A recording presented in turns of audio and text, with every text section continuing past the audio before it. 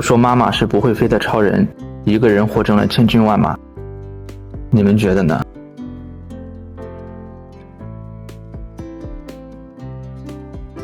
大家好，我是家简生活小强哥。今天打扫的是一个独自拉扯大3个孩子的妈妈家。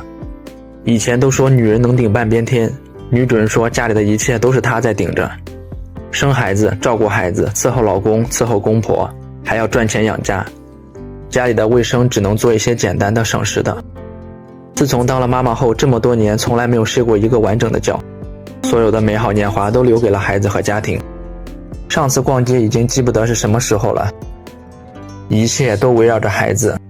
有了孩子后连生病都不敢，因为病了怕没人看孩子。一个女人竟然活成了千军万马，做妈妈真的太难了。今天就让我们家简小哥帮助这位妈妈做个彻底的清洁整理，清理这么多年积累的苦和累。现在国家提倡生3胎，医院提倡顺产和母乳喂养，专家提倡孩子不要让老人带。孩子渴望妈妈随时陪伴，老公希望媳妇貌美如花还能赚钱养家，公婆希望儿媳能照顾好老公还能教育好孩子，社会又倡导女人要经济独立。做女人真的太难了，真心希望屏幕前所有的妈妈们身体健康，要好好的爱自己。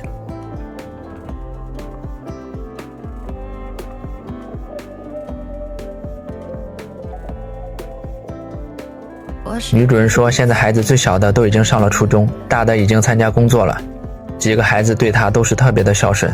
她说从不奢求自己的孩子有多大的出息，只希望孩子可以健康成长，别的都不算什么。可怜天下父母心，希望所有的儿女都能理解父母，善待父母。厨房里一应俱全的锅碗瓢盆，还有调料食材，不正是妈妈为了能让孩子一日3餐吃得好吃得香吗？这些已经风干的油污就是最好的见证。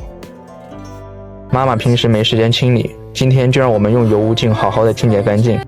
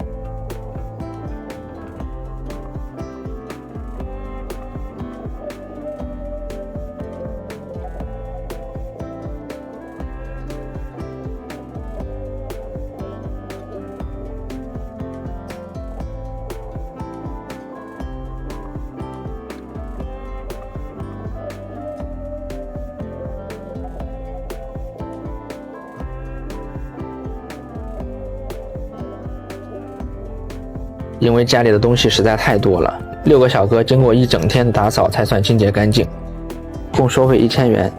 你们给我们的成果打多少分呢？喜欢视频的家人们不要忘了点点关注哦。